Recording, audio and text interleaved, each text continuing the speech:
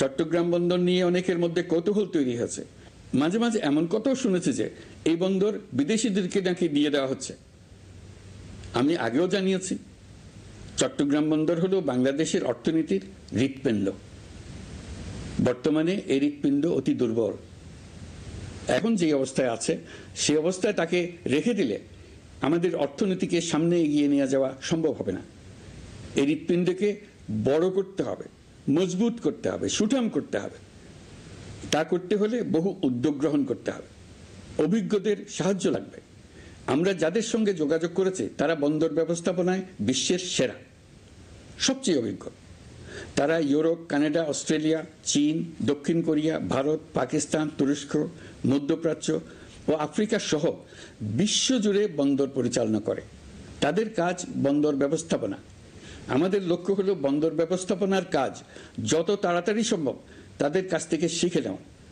আমি গ্যারান্টি দিয়ে বলতে পারি, যদি 31 সালের মধ্যে আমরা বন্দরের কাজ শিখে ফেলি, এর পরবর্তী 5 বছরে অর্থাৎ 36 সালের মধ্যে পৃথিবীর যত দেশে যত বন্দর এই কোম্পানিগুলো চালায় তাদের বহু বন্দর এই বাংলাদেশিরাই পরিচালনা করবে।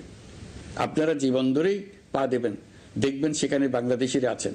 বহু লোকের কর্মসংস্থান হবে, বহু লোকের উপরে ওঠার সুযোগ হবে। তাদের নিজেদের প্রয়োজনেই তারা আমাদের চাকরি দেবে। বন্দরের কাজ একবার শিখে নিতে পারলে ভবিষ্যতে আমরা যে বন্দরে যাব না কেন দেখব সেখানে চট্টগ্রাম, নোয়াখালী, সিলেট আর বরিশালের লোক, বাংলাদেশের লোক। আমাদের বন্দর যদি আধুনিক হয় তা শুধু বাংলাদেশের অর্থনীতিতেই ভূমিকা রাখবে না, বরং আমরা নেপাল, ভুটান সহ পার্শ্ববর্তী সকল দেশের অর্থনীতিতে ইতিবাচক ভূমিকা রাখতে সক্ষম হব।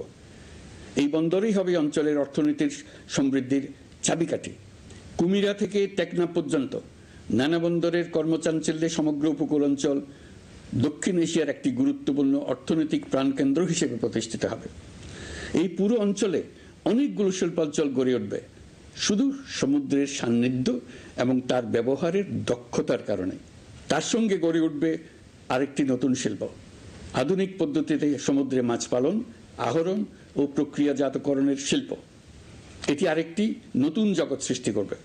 এই ব্যাপারে আমরা আমাদের বন্ধু দেশগুলোর সঙ্গে আলোচনা শুরু করেছি এবং তারা উৎসাহ সহকারে সাড়া দিয়েছেন। বন্দর ব্যবস্থাপনার জন্য আমরা যাদেরকে আনছি তারা পৃথিবীর যেসব দেশে কাজ করে সেসব কোনো দেশেরই সার্বভৌমত্ব, জাতীয় নিরাপত্তা হুমকির মুখে পড়েনি।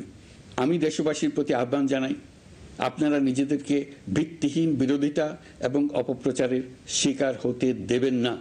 অন্তর্বর্তীকালীন সরকারের বন্দর ব্যবস্থাপনার উদ্যোগে আপনাদের দৃঢ় সমর্থন অব্যাহত রাখুন। যারা বিরোধিতা করছে তাদের প্রতিহত করুন।